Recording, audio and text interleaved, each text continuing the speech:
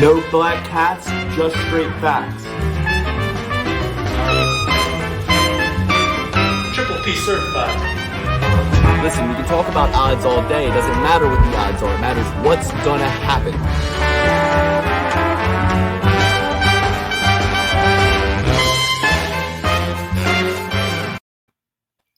Welcome to the Perfect Parlay Pursuit. We are here for you as promised, and we are not beginning this week's episode with a UFC Vegas 45 recap. We are a little early this week. Daukaus versus Lewis has not happened yet, but we are going to record our early predictions for Calvin Kattar versus Giga Chikadze, and we got a very special guest joining us in just a few moments. He's a UFC lightweight. He's been on the show before. Can't wait to talk to him, see what he's up to. But in the meantime, Alex, Dan, how are you guys doing? Alex? Oh, he's muted. Great way to start the show. I'll pick up where we left off. I'm doing fantastic. Can't wait for our guest. I don't even know who it is. Is it Conor McGregor? You said it's a lightweight. It's going to be great either way. And, yeah, I'm just pumped up. Giga Chikadze, one of Alex's favorite. We'll see what we got on this card. I asked McGregor, he said, he said, no problem, mate, yeah? No fucking problem. But then we had to think things over, and we were like, we need a lightweight that can actually get a win in the last 2 years. So that's who we got, and he's coming, and I can't wait for this guest. Yeah, Lukey, ladies and gentlemen, welcome to the Perfect Parlay Pursuit. Joe Solecki, UFC lightweight. Joe, how you doing today? Oh, no. Doesn't one of you guys hate me? On today. Hold on. There you go, Joe. He's gone. We don't have to have him on the screen today. We're back to the original group. I like it now. What's up, guys? Thanks for having me. Yeah, no problem. So listen, I'll bring Dan back, but he better have an apology for you. Let's see. Listen, hey, he got his redemption, dude. I took an L. He sat there, he rubbed his fingers together. He's like, yeah. So we're even now. Now we can be friends. I got one back. It's all good. Oh my God. So all right, off the bat, elephant in the room. Joe, talk us through your last fight. I thought you won that fight going into the last round. I thought the judges robbed you. What do you think? How'd that fight go? No, I'm at the PI. That's why I didn't forget about this, but I forgot about West Coast time difference. Even though when I put this on my phone, I was like, yeah, remember that it's not 7 here when it's 7 there. But so we were training, and I saw a guy from Jersey, Ryan Cafaro, who's on the regional scene. He was like, yo, like that fight was really good, blah, blah, blah. It could have went either way. And I was like, yeah. So I just said, I was like, it's one of those where if you win, you can't be so stoked about it because it's super. And if you lose, you can't complain either because, if I really, really wanted to solidify it, I should have got that takedown when I took a terrible shot or fought harder for one. Or when I was cracking with those shots, I should have stayed in there and thrown more, So it's one of those things where, it is what it is. It sucks. I got to live with it every single day. And I hate losing. It's the worst thing in the world. I hate losing, more than anything, but it is what it is. So, yeah, just training and, coming back from it, dude. There's worse ways to lose, like getting knocked out or getting submitted, but it almost sucks when it's so close where you're like, dude, one more significant thing, I could have taken it. So that sucks in a different way, but it's all good. We're back on the horse, and I'm trying to stay super busy competing and waiting for the next call. Exactly. You're at the PI right now, so you said you're in Vegas. I guess tell everybody what you're up to. Yeah, so we're doing a team grappling event. It's like a quintet, but there's 4 of us, so I guess it's a quad. So they did regional show versus regional show, all the ones that are on Fight Pass, and we're on Team CFFC. So it's me, John Piersma, who's a 3-1, but he should be 4-0. It's no contest. I just found this out. Also, stud fighter at CFFC, Anton Berzin, Ultimate Fighter alum, and then we have Mike Wilcox, who's a super, super tough fighter from CFFC as well. Daniel Gracie, Henzo Gracie, Philly. So just a couple of the East Coasters out here, dude, and we're trying to upset some of these big jiu-jitsu names out here. There's a lot of world champions and some UFC fighters and stuff, and we're excited. We get to represent our guys back in the Northeast. Amazing. That's Joe. That's awesome. Thank you for your time. We know you're busy today at the PI and everything like that, and we just wanted to check in. Thank you for checking in with us. We're going to break down Calvin Kattar versus Giga Chikadze. We're going to break down that whole card. So we got you for the main event at least, or maybe the main card. You can help us break this one down. But I let everybody know we're going to air this episode the Monday after the Derek Lewis-Chris Daukaus fight. But that fight hasn't happened yet. So as we're recording this, so I want to get your take on that fight because I know that you're very close to the Daukaus boys. You grew up in kind of the same circuit, fighting in CFFC. So do you have any thoughts on this? Because we got Chris Daukaus Triple P certified all the way. We think he's going to get the win. We're big Derek Lewis fans. We've taken him as an underdog many times. Curtis Blades comes to mind, but I just think that Chris Daukaus is a little bit more voluminous. Yeah, I think you're right. I think he's got more ways to win. You know, obviously Derek Lewis has the great equalizer, but what heavyweight doesn't have that? But Daukaus is so fast. He's super technical. And if it goes to the ground, and I think people forget that that's kind of what those guys do, even though they have such good stand-up, you forget. But, yeah, I really like them, man. Big fan of both those guys. My first introduction to Chris was like fighting on the same card as him at CFFC was my last fight there. He went out and was beating the current champion like handedly, and then he got caught. And it's just, I think that's kind of a testament to like a lot of us that come out of that region fighting is like, we were just having this conversation in the car actually about that. Like you come through the Northeast, you come through CFFC, like you've been tested. Like it's one of those, if you make it to the UFC, getting through those promotions, you've already had to pick yourself and dust yourself off multiple times because you're fighting the toughest. So he's fought big hitters like Derek Lewis, you know. I should probably watch how loud I say that in case he walks in here to train. But yeah, I think you know, on paper, aside from the great equalizer, that big eraser of an overhand, yeah, I got big Daukaus as well. It's amazing, Alex. Dan, I feel like I'm talking too much. I want to give you a chance to jump in here. Yeah, I couldn't agree more. I think that you know, one thing that Daukaus has to worry about though, when he gets it on the ground, is like he was saying in the interview today. Derek Lewis is the type of guy who can just stand up. So it doesn't really matter that much. That's what I'm going to worry about. I want to see him get it to the ground, and I hope that he can actually keep Derek down because that's something we haven't seen out of many of his opponents in the past besides like DC. Yeah, and as we were saying, we are Triple P certifying the Daukaus boy. Joe, nice to finally meet you, by the way. You know, no bad blood over here. I just got to say, after hearing the interview that I was absent on with you, I just thought you were a charming guy, and now I'm a big fan. You might be my favorite lightweight from here on out. No cucking. No cucking, I promise. No, hey, I appreciate it, bro. It's great. Absolutely. It's fun because now you convert to Team Solecki. But then this morning I got somebody on Instagram telling me I suck and Sean Brady should have been CFFC captain. I was like, well, Sean Brady's busy. You guys have me. So let me know where he's at. I'll take him out for you. I don't want you getting injured. You know, we got a long fight career ahead for you. So I'll take him out for you. Yeah, I appreciate it. Sean Brady, another Mid-Atlantic region guy. Shout out to Sean Brady. We have a real Philly wrecking crew. I mean, if you're a North Carolina guy now, but you're still an Eagles fan, no? Yeah, 100%. I call, you know what I'm calling us with us to see Team CFFC and stuff. I'm like, we're the East Coast blue collar boys out here. That's what we're doing. We're coming to grind our way to this win. Yeah, I'm still from. I'll always be from there for sure. I love it. All right, so I just want to see so before we get into the UFC Vegas 46, how's your experience at the PI been? Like, give us a little bit of behind the scenes, like what's been going on since you've been there. We know it's high tech. We know they got everything there. Have you done any of the cryo, the cupping, the cold bath, the hot bath? What have you been doing? In the past, yeah, I've come out like right before COVID. I came out and did like all the testing and all that, VO2 max and all that good stuff. This time we were just here trying to break a sweat because we got to compete tomorrow. So just trying to shake our legs out. I wanted to get my bag working because, like we were just talking about, I lost my last fight and I can't justify taking the day before a grappling match off, even though we probably should be resting. I've got to work on my boxing. I just did some bag work and we're gonna hit the cold plunge, hot tub sauna just to recover, but. Other than that, man, we're just hanging out pretty much. It's kind of nice being out here. Yeah, we're competing tomorrow, but it's like a team thing, you know, so we're having fun. And it's nice being out here without looking over my shoulder for like an opponent that I got to fight tomorrow.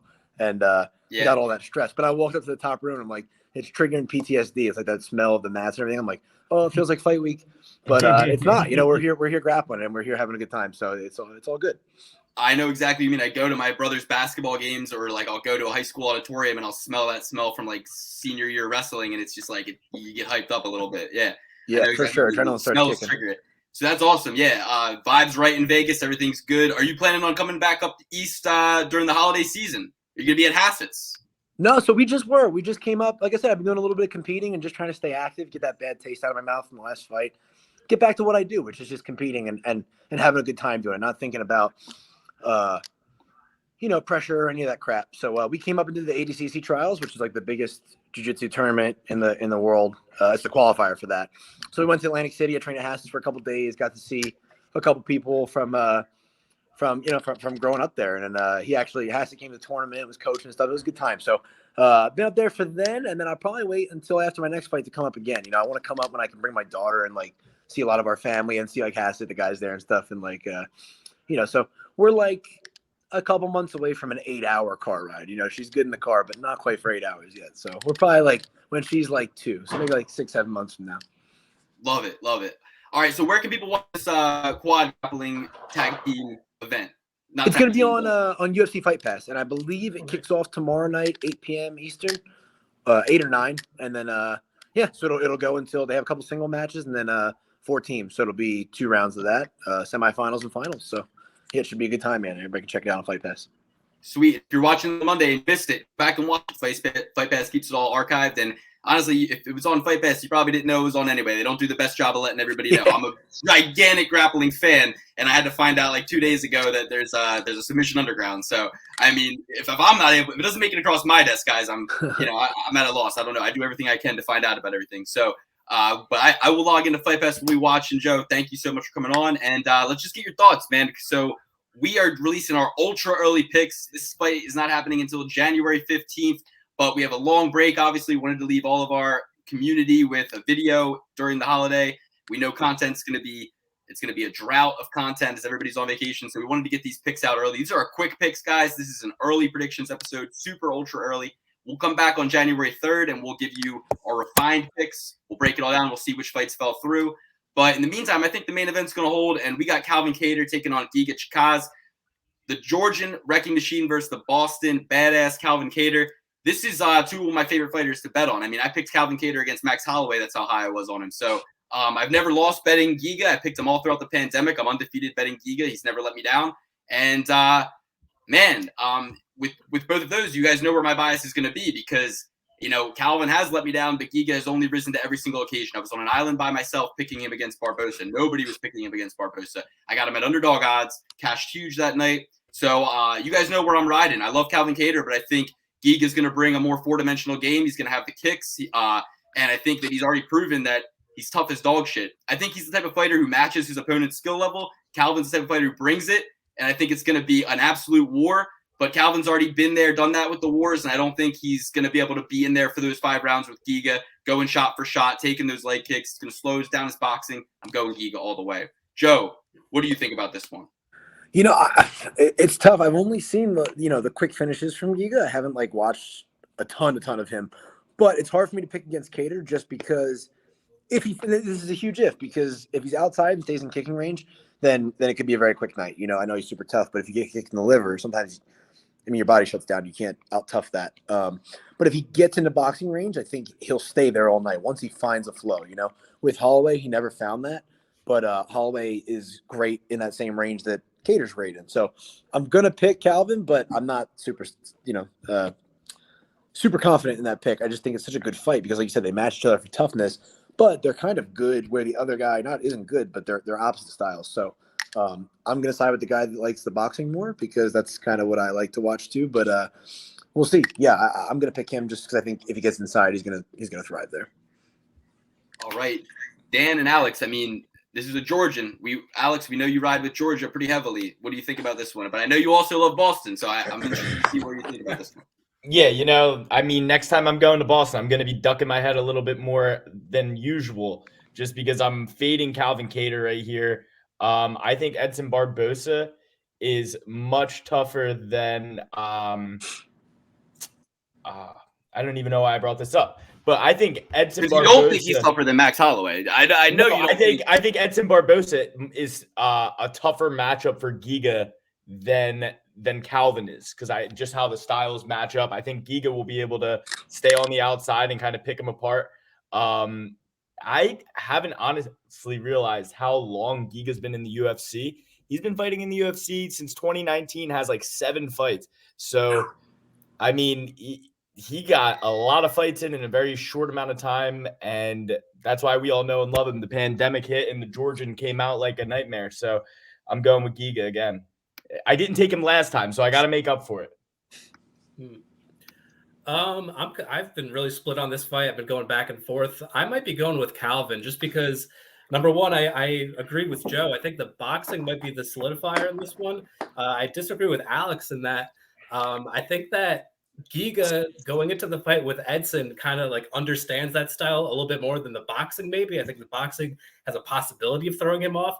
Plus, I just like the fact that Calvin is coming off the loss. You know, some of these guys coming off a loss, coming in real hungry, looking to prove themselves. So, you know, he took a beating in that one for sure, but I think he's had enough recovery time, and I think he's going to come out, you know, again, really hungry. So it's going to be a close fight, especially in a five-round main event. But I'll take Calvin slightly. All right, split down the middle 2-2 for the main event. Next in the main card, we got Katlyn Chookagain versus Jennifer Maia. Jennifer Maia is somebody that I made money on a loss she had. But I knew that she was going to be tough enough to go the 5 rounds with Valentina Shevchenko. Was able to turn like a minus 900 favorite in Shevchenko into an underdog by picking her by decision. I just knew that Maia was going to stick around in that one. Chookagain, been a little bit harder to predict. She seemed like she was on her way out in her third to last fight. The one that she lost pretty dominantly against Andrade. First round, hook to the body, crumpled her. But then she's bounced back. I thought she was on her way out after that Andrade loss. I thought she wanted to start a family, take some time off. She came back with 2 pretty impressive wins, Calvillo and Viviana Araújo. Now she's coming in there against Maia. I mean, this is a tough one to call for me. I want to go with Maia just because I think she's a little bit more battle-tested in there with the champions, and she's come back against Jessica Ai dominantly since then. So I think they both have a pretty good strength of schedule. I think they both have a pretty good activity. It's anybody's fight, guys. I don't really know. This is tough for me. I'm going to lean towards Maia, but I think Katlyn's got a lot of weapons on the ground, and she's probably the better striker. So unless Maia's able to just keep her in her guard and defend submissions, I don't really see Maia winning this on the feet. Dan, what do you think? You went last time. I'll let you go first. Yeah, I see this one going to decision. And with that being said, I like Katlyn Chookagain just because I think the volume is going to be there a little bit more than Jennifer Maia. Maia is absolutely a threat on the ground with the jiu-jitsu, but Chookagan's no slouch there as well. We haven't seen it. I think she had like 0 takedowns for like the first like 95% of her fights. Then she started using it. It's like, wow, this girl actually can grapple pretty damn well. So I think she's going to be grappling well enough to stay out of the danger zone of Maia. And when it stays on the feet, again, I like the volume, especially in the 3-round match where you can eke out 2 rounds and get that decision. So I'll take Katlyn Chookagain. This fight actually did happen before. Jennifer Maia lost to Katlyn Chookagain in 2019. It was Masvidal Diaz, a fight that everybody knows Luke and I were in the building for. So was number 45. He was there too. And Dwayne "The Rock" Johnson. So all the stars, if you really think about it, the PPP boys. Yeah, I'm going to go with the same thing. Katlyn Chookagain, I think she's going to win here. She won last time. She's going to be able to keep it on the feet. One thing we know about these jiu-jitsu people, they're not very good at takedowns. They're not very good at takedowns at all. And Katlyn Chookagain's a pretty good wrestler. She's going to be able to keep it on the feet. And if it does go to the ground, she'll be able to reverse it and stay on top. Love it, Joe. What do you think? Do you have any personal information? I know Katlyn trains with John Danaher now. Yeah, I mean, well, I think not anymore because those guys moved to Texas, but she did, right. Yeah, and she's married to Kyle Sermonar, who's a fantastic wrestler. But I don't really know a ton about Jennifer Maia. Just I've seen one fight, it was the first time. But I think just the way Chookagain moves and all the guys that train with Mark Henry, they're not afraid to back up and use their footwork. And I think if that's the case, she's going to be chasing at awkward angles all night. And even if she is the better wrestler, I don't see her being able to get in on the hips, but I don't think she's the better wrestler. So I'll pick Chookagain as well. Yeah. I think you guys kind of swayed me too, because I think Katlyn's going to have the range here. If I'm looking at the tail of the tape, Chookagain is going to have, let's see. She's got she's got 4 inches of reach and 5 inches of height. So she's going to tower over Maia, and I think that she can keep her at bay with that jab, and I don't think Maia's going to be able to submit her. So, yeah, I think I'm back on Chookagain here. All right, just 2 more fights on the main card, Joe. If you got time for it, let us know if you got to dip out. But we got Joaquin Buckley versus Abdul Razak Al Hassan. Now, I think I'm going to save my pick for the end. I'll let you go first on this one, Alex. But we got the tale of 2 guys who have had such explosive knockout wins and also devastating knockout losses. Always exciting fights, but it's kind of a Yahtzee jar. You roll these 2 up in with the dice and you throw them out. You don't really know which one's going to show up on that day. However, Abdul Razak Al Hassan, after 3 losses in a row, he said he had that inspirational talk with his son where he said, "Daddy, you can't lose anymore." And since then, he's come out looking like a different man. So I'm going to turn it off to you, Alex. What do you think about this one? I mean, and you think about it, MMA math doesn't always work. Joaquin Buckley got head kick knocked out by Alessio Di Chirico. Abdul Razak Al Hassan knocked out Alessio Di Chirico in 17 seconds with a head kick. That doesn't always play out, so I think I'm just going to fade that entirely. I think Razak has kind of gotten like lucky in all of his fights. Not like lucky. It takes skill to knock somebody out in the first round really quick, but we've seen him get past that like first stage of the fight. I don't know if he's won a single fight that he hasn't won in the first round by knockout. If you look back at his Tapology, yeah, he has not won a single fight that he hasn't put somebody away in the first round.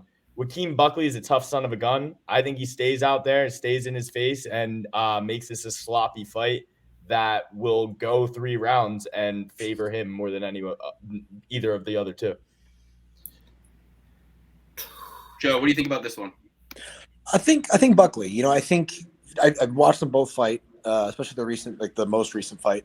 But even like watching Buckley with Impa and with didn't he fought Kevin Holland as well? And like I think he just does a better job of staying in the fight. Whereas like so with Impa, he was kind of up the whole time. He found his pacing early, found his range early, and he was touching him up from the beginning. With the Kevin Holland fight, he was kind of on the receiving end and hung in there. I mean, he got his lights put out eventually, but he hung in there the entire time. Whereas I think on the other end, you know, the opponent there kind of breaks a little bit. Just watching the last fight with where he kind of lost the both fight after the first round, you know, and I just don't think you can do that at this level. I think Buckley is at that level. I don't think his opponent can say the same, you know. All right, Dan, that leaves you. What do you think?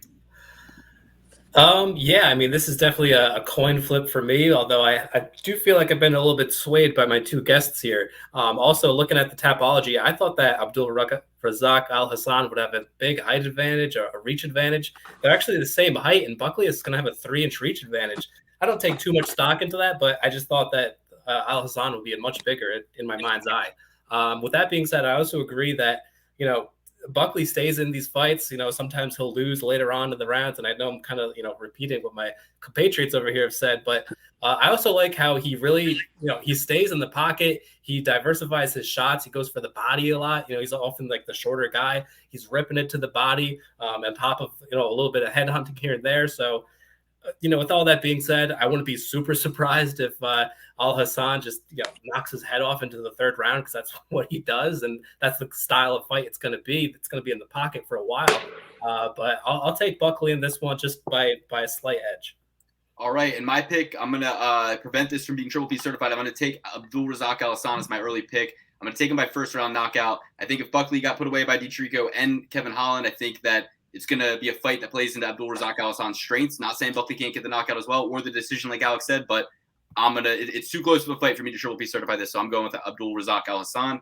And with that, there's one more main card fight to break down, and this one is going to be a slobber knocker, guaranteed. Put the Triple P certified stamp on this one as a certified slobber knocker. Michel Pereira versus Muslim, the king of Kung Fu, Salikhov. This is, I mean, there's only one way this fight could go, guys. I am so looking forward to this fight. I don't even want to bet it, but easy bet for me. You got a guy who's 28 versus a 37-year-old. I took the older guy in the last pick in Abdulrazak Al Hassan. He's much older than Buckley, but I'm going to take the younger man here, Michel Pereira. I love Michel Pereira. I love the discipline that he's brought since his last loss. He's got 3 in a row now, and I just think all things equal, he's not going to get taken down. He's too athletic. He's too balanced. His capoeira keeps him from being in a position where it's easy to take him down, and I just like his style. I think he's going to bang with this guy. He wins by decision, but it's going to be war. Yeah, I mean, Michel Pereira is going to go out there jumping around like Eddie Gordo from Tekken. He's going to put him away. Muslim Salikhov is a very old guy. He's a throwback. I love Muslim Salikhov. He's one of the lowest key fighters to watch in this division. But I think Michel Pereira goes out there and gets it done. The age disparity is just too much for me. All right, Dan, what do you think? I'm going to go with Salikhov. I mean, he's definitely flying below the radar. The guy's rattled off 5 straight wins. Doesn't seem to be aging much to me. You know, Michel Pereira, it does seem like he's making some better decisions as of late, but still not enough for me to completely trust him, whereas Salikhov is the complete opposite. Sometimes he's a little too smart. Sometimes I want to see him, you know, engage in the fight a little bit more, you know, and jump in the fire a little bit more. The guy's 18-2. You know, the wrestling's not going to be there because Salikhov's not shooting any takedowns anytime soon. He's throwing some crazy shit every now and then. So Again, entertaining fight. I'm gonna go with Salikhov though. All right, that leaves you, Joe. What do you think? I think Salikhov. Yeah, I mean, I'm on the same. I'm in the same boat there. I feel like he's getting better with his game plan and fighting with a little more purpose. Pereira is, but I don't feel like he stuck to it enough. Where I still feel like if anybody, the Tristan Connolly fight just kind of soured me on Pereira, because I'm like, I just feel like if anybody fights a fundamentally sound fight, they will beat him, and I'm probably wrong in that. I know he's a smarter fighter than that in the Diego fight, but I feel like I'm still not convinced he can beat somebody who's fundamentally sound. So I'm taking Salikhov. Fantastic. And that concludes the main card as of right now. Like we said, they'll probably drop a few more on there, but we'll address that January 3rd when we return to you guys. Thank you for joining us. And Joe, just before you go, I want to get your thoughts on last week's main event because it's a lightweight championship fight. That's your division. And the co-main event too. I mean, it brought tears to my eyes. I want to know what you thought about both those events. Yeah, I mean the co-main, we were downright disrespectful watching that. And I never really do that with a fight. I always feel like everybody has a chance. Especially in MMA, there's so many ways to lose and so many ways to win. But it's just she's been so dominant, and I didn't think Pena had the power in her hands to finish her, and she really didn't. What she did was stay in the fight. And I think how many people can push Amanda Nunes in sparring and in training? When's the last time she's been punched in the face good or had somebody eat everything she can throw? That's exactly what happened. She had like an adrenaline dump. So it was awesome to watch. I was completely caught off guard with that. Main event, not so much. I love Poirier. He's one of my all-time favorites.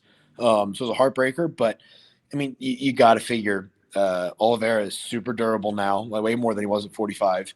And, I mean, if he gets your back or if he gets you on the ground, but if he gets your back, it's over, so I don't think there's any shame in that loss, but oddly enough, I think Poirier has beaten Gaethje. He probably could again. It's a toss-up, but I don't think he beats Gaethje, though, because I don't think he can body lock him down, whereas I think Poirier, you can't. He doesn't have that wrestling background, so it'll be interesting to see going forward, because I think that top five, any one of them can be champion on any day. Yeah, well said. I think Gaethje does beat Oliveira because, like you said, he's not going to get him down, and he's got that power that if Oliveira takes the shots that he took in the Chandler fight or in the Poirier fight from Gaethje, he's not going to be around to sink that choke in, because that's, I think, Oliveira's one Achilles heel is that he's very straight up and he doesn't have a lot of head movement and he gets tagged. So, yeah, well, guys, if you have anything to say to Joe, I just want to give him the out because we only asked him for 30 minutes, so I just want to make sure we're respectful of that. But, Joe, thanks for joining us from the PI. I know you're on your cell phone. I'm sure you had to hold it up like this the whole time. I'm sure that sucked. So, man, thank you very much for the time, man. I really appreciate it. And we'll tune in anytime, man. I always appreciate you guys having me on. It's awesome talking to you guys. Yeah, thank you so much, Joe. And if you have anything you want to plug or tell the people about, let them know. No, man, just I'm on social media at just my name, Joe Solecki MMA, or at Joe Solecki. That's it. Check out Salty Dog Jiu-Jitsu, Gymo, GYMO, Port City MMA, our new gym in Wilmington, North Carolina, where Salty Dog's out of, and Fitness Edge MMA, and that's pretty much it, man. Hastis Jiu-Jitsu and Slicers Hoagies. Go follow them.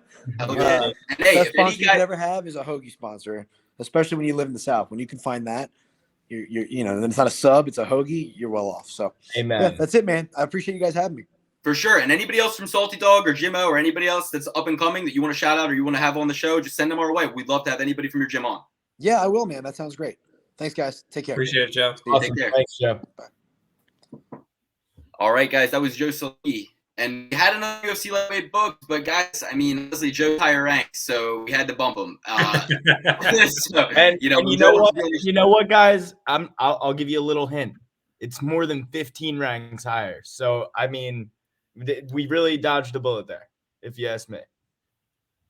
Yeah, and so if you want to come on the show, just make sure that you take the bookings that we have, because otherwise sometimes there's scheduling conflicts and we got to just go with the higher ranked guy. It's just respectful. So, Joe, thank you for coming on the show. We really appreciate it as always. And guys, we'll break down the rest of the card for you right now. We just didn't want to have to. These are some prelim fights. These are some obscure names. Like this one, for example, Kledson Rodrigues versus Zarrukh Adashev. Man, this is like pretty much just an auto bet against Zarrukh for me, right? I mean, he's 4-3. What has he really done for us betting wise? His last fight, sure, he won, but they had him in there against who? I just remember it was a very low level. Ryan Benoit, yeah, very low level fight. So I think it's just an auto fade on Zarrukh. We go with Kledson here. Kledson's coming off of Contender Series. decision win. Had to have shown something there. Fought in 2019 this September. Team Nogueira. KR, baby. Kledson, Rodrigues for me. What do you guys think? Man, I definitely feel like I got to do some research on Kledson Rodrigues with this being his first UFC fight, but I'm not too quick to fade on Zarrukh Adashev. I mean, this guy took Sumaderji all the way to a decision, competitive fight. He got caught in the first round against Tyson Nam, but whatever. Tyson Nam's got some ridiculous power for the flyweights. Got caught in the first round. It happens. And in his last fight against Ryan Benoit, picking up a win, if memory serves correct, he was all over him. He was looking pretty good. So I don't know if I just automatically fade him. Got to do some research, if any, on Rodrigues. This is our first look at it. But, yeah, I'll go with Zarrukh, right off the bat. Alex. Yeah, I think I'm going to take Zarrukh as well. The 4-3 record doesn't tell the story here. This guy has like over 60 kickboxing bouts as well. Madujer Su, he trained with Eagles, I think, right? He trained with Khabib. He's the Tibetan Eagle. He's the Tibetan Eagle, yeah. So that guy's a thug. That guy's a stud. He's going to be very good. So I'm not really taking too much down talk about this guy. And Ryan Benoit, only guys he lost to are Tim Elliott, Helia Alatang, Brandon Moreno, and Ben Nguyen. So, I mean, he has a knockout win over Sergio Pettis, who just went out there and did what he did to Tiraguchi Tamagotchi. So I'm going to go with Zarrukh Adashev here, guys. All right. And next we got Bill Algeo. He's taking on Joanderson Brito. So Joanderson Brito, coming off a Contender Series win, technical unanimous decision. I don't know if I watched that one. I'm not really sure what happened on that. But looking more towards Bill Algeo, he's had that good win against Spike Carlisle. He had a competitive fight against Ricardo Lamas, and I think that was a little bit of a short notice fight, it definitely was just a mismatch in terms of competition-wise. But he's a CFFC guy like Joe Solecki. He lost to Ricardo Ramos, an up-and-comer competitive fight, a 14-3 guy versus a 14-5 guy. Brito, I guarantee you, has not faced that level of competition. If you're looking at this topology, he fought – actually, no, he's faced a lot of great competitions. I'm sorry. This is one of the better regional guys. When he was 2-2, he faced a 5-0 guy. When he was 4-2, he faced a 10-6 guy. When he was 6-2, he faced a 24-7 guy. 7-2, he faced an undefeated 6-0. And he fought Wanderlei Jr. Wow. Wanderlei Jr. And, it's a really close fight. I don't know. I think I'm going to take Bill Algeo. Okay. I'm going to be a homer in this one. Take Bill Algeo, KOP, my region. These guys don't know anything about that, but this is my region of PA. Algeo's gym over there in King of Prussia. Love it. Going to be a straight up homer on this one. But yeah, listen, the other guy, what's his face? I already forgot it. Joanderson Brito. His resume does look pretty good. He had one LFA fight. He knocked the guy out in the first round. They're like, yep, you're good enough. Contender Series. So definitely got to look into this guy. As far as if I'm actually going to put money on it, but love Bill Algeo, love the the Southeastern PA representation. So that's what I'm rocking with for now. Shout out to King of Prussia Mall. I wrecked house with a Yu-Gi-Oh tournament back in the day. I smoked this kid out with 2 pieces of Exodia in my hand. That's like beating somebody 2 cards down. If you know, you know. Alex.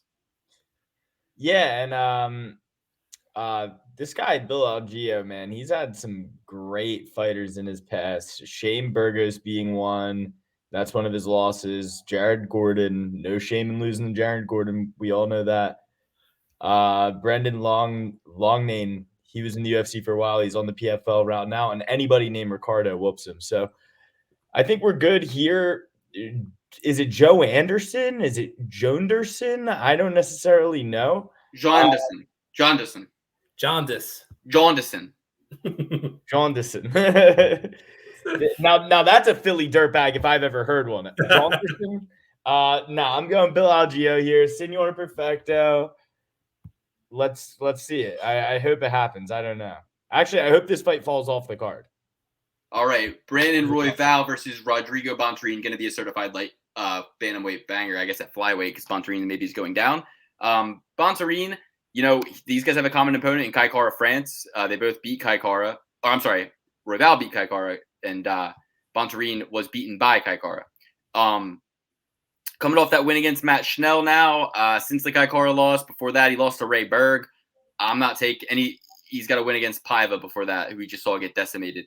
Give me my man, the Raw Dog, Brandon Royval. This is a get-right fight. He has 2 back-to-back losses, one against the champ, one against Pantoja. No shame there. Before that, beat Kai. Give me the Raw Dog, Brandon Royval. I picked him against Kai, and I'm looking to go even 2-4 with him because I picked him in all his other fights too. Except, actually, no, I'm sorry, I didn't pick him against Brandon Moreno. I don't think. I don't know if I did. Well, call me Darren Till because I'm gonna Raw Dog.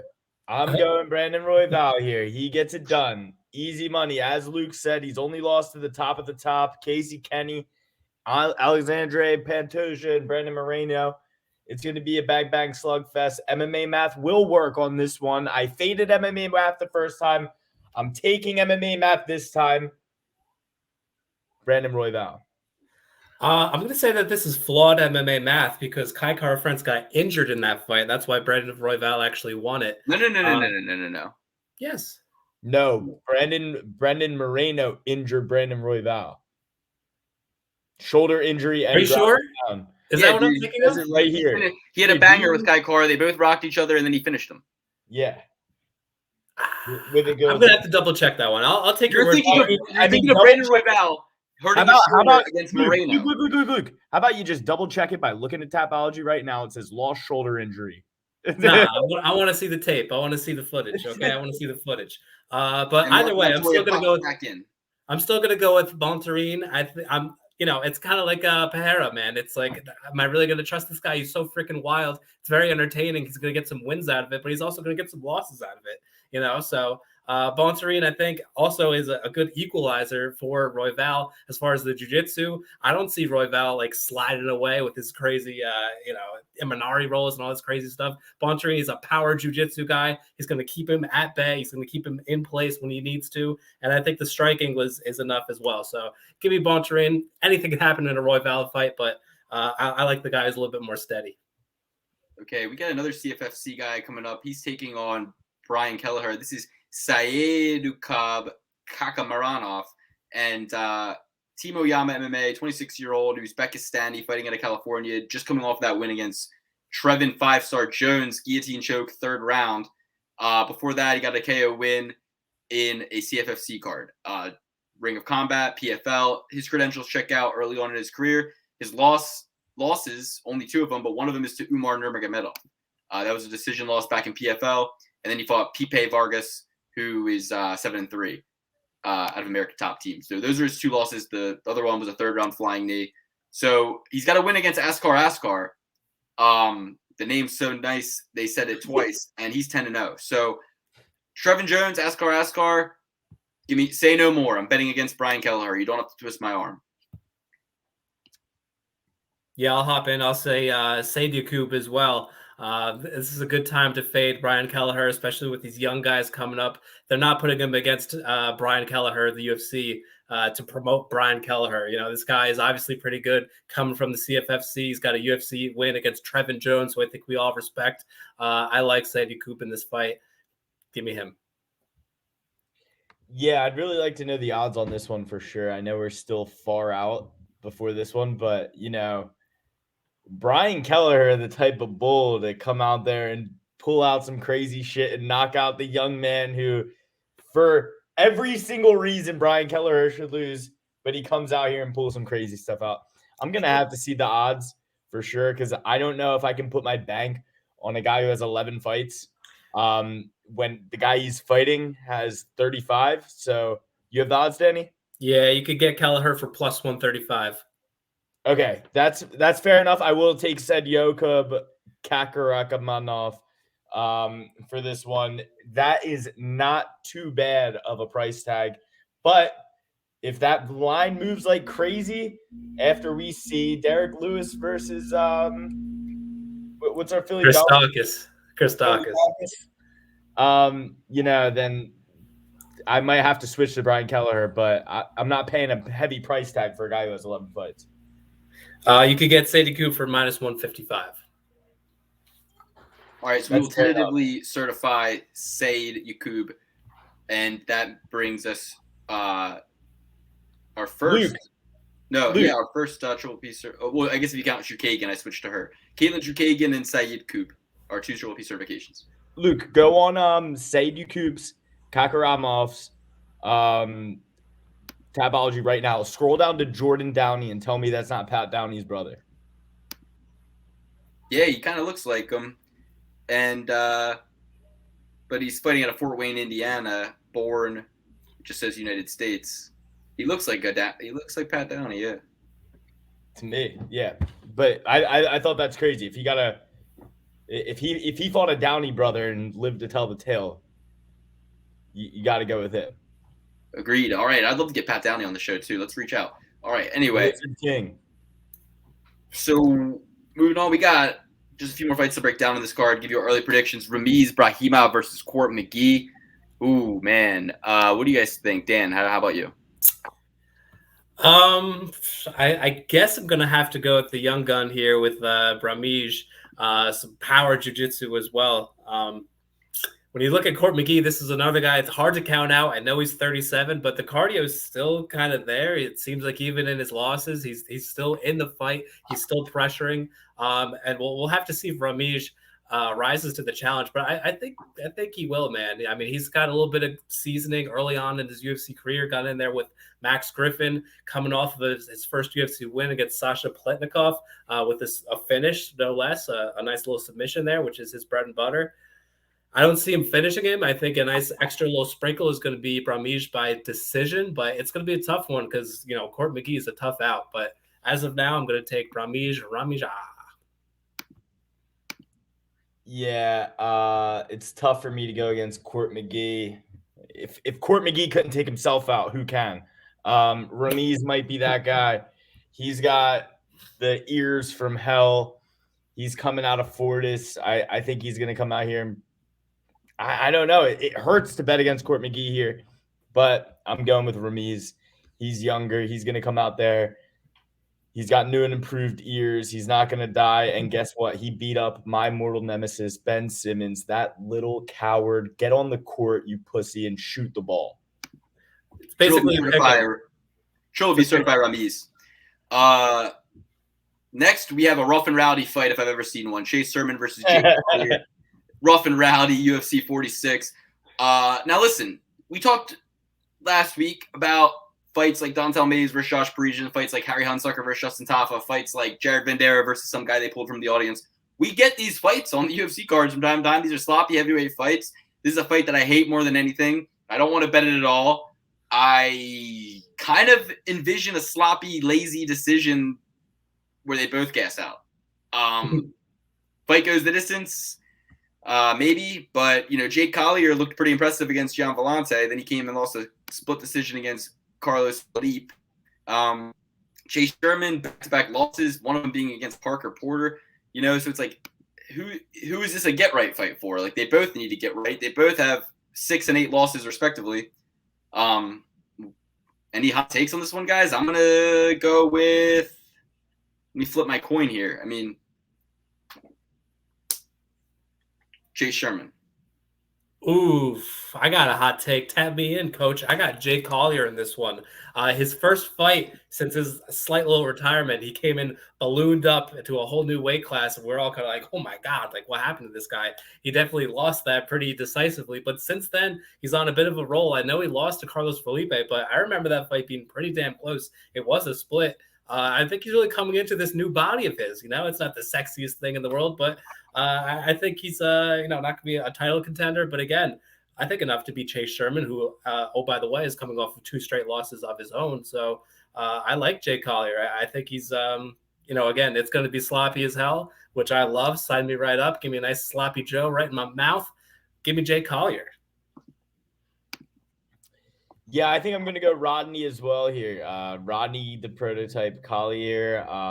He's going to go out there. He's going to get it done. Yeah, as Dan said, it's not the sexiest thing in the world. But, hey, Thor got fat. So, Jake or Rodney, whatever your real name is, he's going to come out there and get it done. And yeah, as Dan said, Chase Sherman, 2 losses in a row. And what Dan forgot to mention is he's a Mississippi dumbass, and he's going to go out there and get knocked out. And Rodney Collier is going to be the guy to get it done. Chase Sherman, the thing I don't like about him the most is I don't like his hands, where he hangs them, where he holds them. And I also don't like how he eats punches, and he always looks like every one of them he hates. Like, he just looks like he hates everything about getting punched. Like, it's always just like, Like, he looks like a more athletic Gaffigan. Yeah, my lead was Collier, but I was like, wait, Collier was all fat and shit, and he fought Gian Vellante and finally looked good. But it's like, any of us on this podcast could outbox Gian Vellante in a celebrity boxing match. Like, we could Jake Paul Gian Vellante into, like, you know what I mean, just like losing a fight, because he just is so washed. It doesn't really impress me that much that he got thin and beat up on Gian Vellante and then lost his next one against Carlos Felipe, who's like the laziest, low volumist. No, I can't stand Carlos Felipe. He throws a lot of volume for a heavyweight. What are you talking about? It's like okay, Collier got beat by a guy who lost to Andre Arlovski. Now he's fighting a guy who lost to Andre Arlovski. Both were close in terms of Felipe's fight with Arlovski and Sherman's fight with Arlovski, but it's just like I just feel like Chase Sherman's more of a mainstay. He wants to be around. He's on his second UFC run. Like, he needs this more. Yeah, all right, both need it, that's for sure. 4 fights left in the prelims, guys. We're gonna take you through them. Dakota Bush taking on Vladislav Borashev. 5-1 Vladislav, number 30 lightweight out of the U.S. West, probably making his debut here as he's regionally ranked against Dakota Bush, Harry Bush, baby. Dakota lost that fight to Austin Hubbard. There was a short notice fight. Now he's getting another opportunity. Before that, back-to-back wins in the LFA program. Let's see. Borashev, let's take a look at this guy. He's Russian. Slava Claus is his nickname. And Christmas is just around the corner, guys. Team alpha male. 3-fight win streaks. All of them finishes. Only loss is a split decision against a 3-1 or 7-2 now, but the guy was 3-1 at the time when he was 2-0. I like everything I see about this newcomer. Give me Vladislav Slava Claus Borashev, 5-1, coming in here to make a statement in his first UFC fight out of the Contender Series. Slava, hotter than lava, baby. He's going to come out there. He's going to get it done. I want to bet on the Harry Bush more than anything in the world. You people know that more than anything. I'm going with Slava Claus. Merry Christmas. Merry Christmas and Manakaliki Maka to all my friends of Hawaii. Luke doesn't even know what that means. Not at all, but Slava Claus is my guy. Wait a minute, Dan. Meliki Liki Maka, correct me if I'm wrong, is the thing to say on a bright Hawaiian Christmas day. Maybe I stand corrected, okay? Right. We could share a shaka, and we could also share in a triple P certification here. We're going to go with Slava Claus. I'll say his actual name, show some respect. Vyacheslav Borashev. Yes? Love it. All right, guys, I'm going to keep my next pick pretty simple. Vanessa Demopoulos is the only fighter on this upcoming card that has had a replacement opponent. She was originally booked on this card, and then somebody had to fill in. She's coming out of fight ready. And, guys, as of today, Vanessa Demopoulos is 33 years old, 3 months, 3 weeks, and 3 days. 3-3, 3-3-3. That's a divine number. That's a sign from the above. I need to see nothing else. This other woman's 37, 4-year age difference. Alex men age like wine, women like milk. And her opponent, Silviana, is actually coming up from 115, took this fight on short notice. Why can't you make 150, or why are you able to not fight at 115? You're probably overweight. You probably weren't training. Vanessa Demopoulos, it's in the stars. 3-3, 3-3-3, Vanessa Demopoulos. And Luke, you're bringing up the fighter replacement. I think the titty replacement is the biggest news in this fight. This is a slobber knocker of a fight, if you ask me. It's going to be 2 women who think they're smoke shows going up against each other. Who has the augmentation? Silvana. So she was a 115. She's just added probably 8 pounds, 6 pounds, something like that to her body. And now she's fighting up at 125. So it's not even like she really gets the lack of a weight cut here. She kind of still has to cut whatever the weight of her augmentation is. And she's the older one, so that milk is more spoiled and more rubbery than ever before. We're going with Melissa I believe they D'Lo. use saline now, Alex. Okay, Vanessa Demopoulos. But hey, you know what they say? Marry the ass, buy the tits. Who says that? Who says that? Is that your friends at the Elk Lodge? Like, what 70-year-old veteran are you hanging out with that is telling you these things? Oh man, I don't know how to follow that one up. I'm gonna go with the younger. You're an ass man. You're an ass man. Me? Yeah, you're an ass man. Yeah, but I'm not buying silicone anytime soon either. So I don't know if I can vibe with exactly what Alex is saying here. I'm gonna go with Vanessa Demopoulos, I guess, just based on the fact that she's in there in a couple of grappling bouts. I like to see that. She's a competitive gal. She's younger. She's got UFC fight experience with JJ Aldrich. Took it to decision, got some experience there. I don't know, guys. What do you want from me here? I'm betting on fucking Silvana, whatever her face is, versus Vanessa Demopoulos. All right, I'm doing my best here. Give me Vanessa. All right, perfect. And with that, we just have a couple more fights we need to break down here, and we'll give you our early predictions. You can get ahead of these lines. Jamie Pickett versus Caio Borrello. We just saw somebody who starched Jamie Pickett get starched last weekend, and that is a guy named the Beverly Hills Ninja in Jordan Wright. Nightwolf has been on my sus list ever since then. So I'm going to take Caio Borrello here. The fight's early enough on the card where I can always rebuild, but I'm anticipating Caio Borrello to come in as the underdog, even though he's 5 years younger. And this fight, I believe, is at 205, which means that Pickett's going up in weight, or Caio's going down to 185. No. Pickett's going up in weight for this one. So he's going to have actually going up in weight. He's going to have a 5-inch reach advantage and a 3-inch height advantage. So how much was he cutting to get down there against Jordan Wright, and did that play a factor? But the natural, you don't pick a name like the natural if you're not Randy Couture-esque. So give me Caio Borrello. Yeah, I mean, I hate that. I hate naming yourself after another fighter.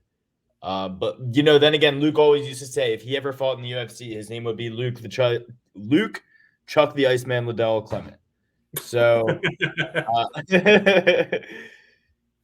I don't know, man. Both of these guys not very proven. 2 contender series wins versus 1 contender series win. Stefan Chuckley's a bad boy. Punalele Soriano is a bad boy. Charles Burt has some UFC experience. These are all fighters who have beaten Jamie Pickett. Jordan Wright, he just got demolished. What are you going with, Dan? I'm going to go with Jamie Pickett just based on experience, based on the fact that he's moving up to probably more natural weight class. That's really all I can go off of at this point. Wait. You're saying he's more natural than the natural? That is what I'm saying. Also, Luke's stage name is Lukey CK, so I'm calling bullshit on the fact that he doesn't like stealing other people's names. I don't care if people pay homage. Alex, remember when we were younger, I said if I fought in the UFC, my nickname would be Luke Chuck the Iceman Liddell. Yeah. No, I told him that. I literally told him that while you were in the bathroom. Oh, yeah. I was in the bathroom. So I'm fine with stealing names. I don't like stealing songs. You see what I'm saying? I didn't like when Michael Chiesa was coming out to Stranglehold. That was Randy Couture's song. Yeah. What's worse, taking somebody's name or this song? Well, when you take Stranglehold and you get strangled by Vincente Luque, Yeah, no most strangled by Sean Brady. All right, I'm going with Carallo. How am I not going to go with Carallo over here? I don't. Carallo. All right, give me Carallo. That's it. All right, and last, but certainly not least, we have a featherweight clash. This is going to be one of the better fights of the night. I'm glad they're opening it up. TJ Brown versus Gabriel Benitez. Okay, so let me tell you guys I actually watched a lot of TJ Brown interviews, and he's a great wrestler, but he doesn't use it. And if he doesn't use it against Benitez, he gets chopped up, broken down, beat up all day long, outbox.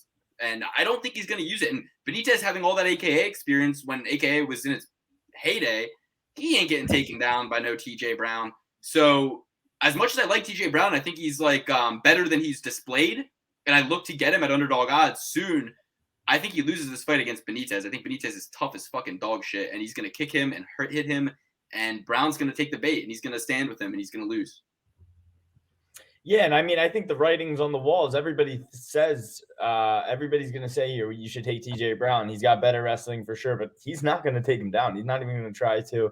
Mowgli's going to come out there, leg kick the living hell out of him, show him a bunch of different angles, and make this a weird fight. Gabriel Benitez gets it done, and I'm not a guy who's high on Gabriel Benitez. I was going to bet on Jonathan Pierce when he had that fight.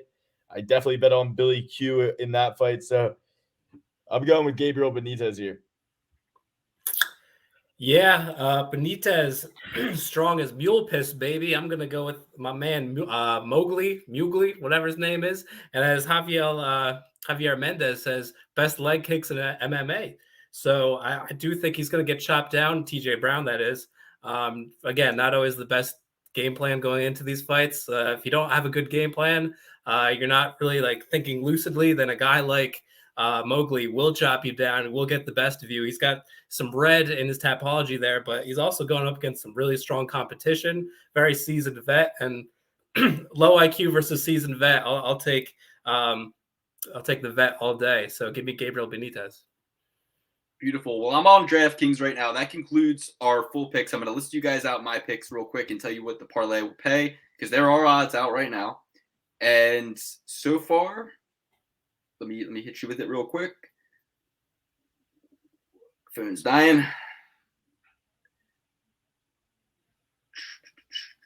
Sorry. All right. If you're going with me, these may be out of order from the order we just did. I'll try my best for you. Giga Chikadze, Katlyn Chookagain, Abdul Razak Al Hassan,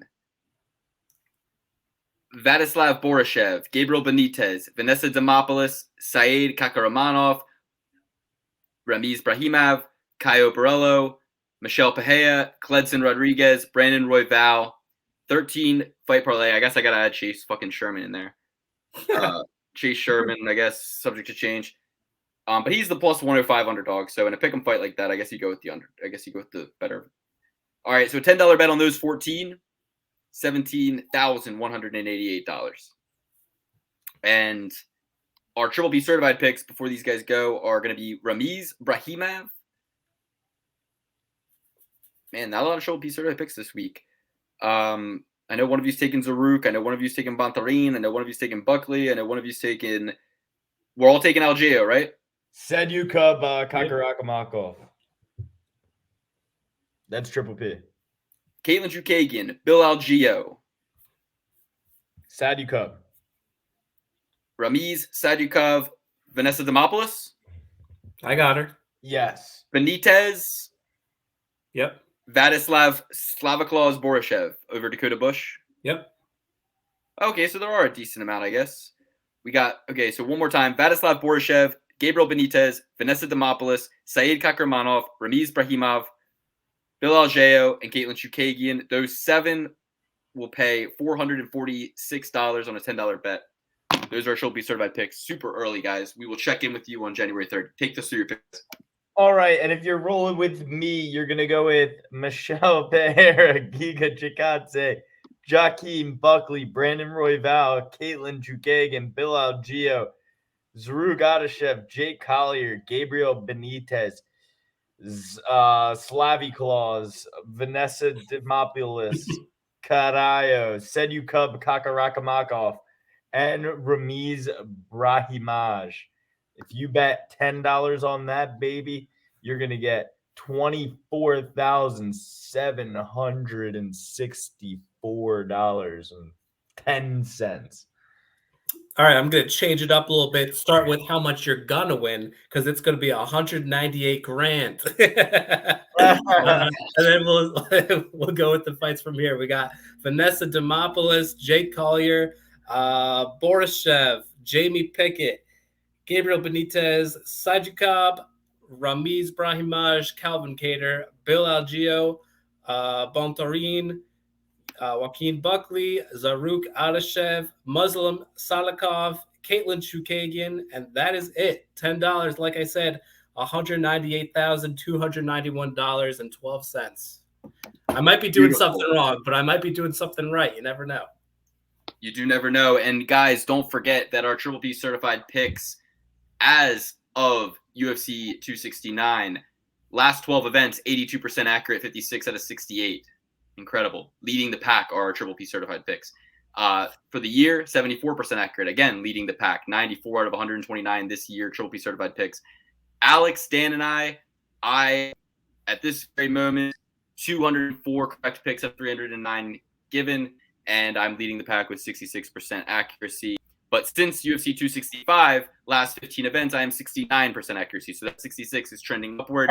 And this is the show where we bet on every single fight, every single weekend. Thank you for joining us today. Like I said, these were our super ultra early predictions. We wanted to get Joe on for his thoughts, so we had to do the show before Lewis versus Daukaus happened. So we will give you our reaction and our recap and our results from Lewis versus Daukaus on the 3rd when we come back to revisit this. On the 28th, we're going to be having a very special episode. Maybe not the 28th, maybe the 27th, Monday, whatever. We're going to be having a very special episode where we go over our predictions. We're going to go over our favorite moments from 2021. And then we're going to release kind of a new little fantasy draft system that we're doing where we're all going to be picking a handful of fighters and tracking them throughout 2022 and seeing who picks the best fighters in terms of their ascension through the rank, winning championships, etc. We'll explain all that on the 3rd. But lots of fun things coming for you guys. Please join the Discord if you haven't already. Links in the description below. That's where we post all of our open bets, all the bets that we make out of these parlays. We consolidate and post in that channel before the fight so you can tail us if you'd like to or fade us if you'd like to. And give us a like and a comment. Share this video and this channel with somebody you know that likes UFC and sports betting. Help us grow. We're almost to 1,000. Strong army of almost 700 subscribers right now. The Discord has 150 people in it. Some women and people who are even doing things like crypto and investments and all different sort of things, entertainment purposes only, but do join the chatter. Let us know where you're from when you join. Let us know what country and what time zone you're in. We got people from Croatia, London, Japan, everywhere in there, Canada, America. So thank you guys so much for joining us. Always, boys, the floor is yours. Love you guys. Follow me at Euro Under King on Instagram. Follow Luke at PPP Certified on Instagram. Follow Dan at Perfect Parlay. Perfect _ parlay. Perfect underwear parlay on Twitter. And hey, guys, you know, the award show's coming up. Let's get excited. We're giving out the Bobbies, the Bobby Awards. They're going to be little solid gold, 752 carats, me naked, gold plated. It will be beautiful. We will be sending them to all the winners. So get ready. Get ready, Joe. You know you're a shoe-in this year for Jersey Boy of the Year. So. Yeah, looking forward to the award show. Looking forward to the draft. Looking forward to the next upcoming fight cards. It's going to be a good holiday break. We're going to fill you in with extra material, things that you won't get from other networks. So support us because we're supporting you. Love you guys. I hope you have a great break. We'll talk to you guys soon. Lukey, why don't you close us out? Later, everybody.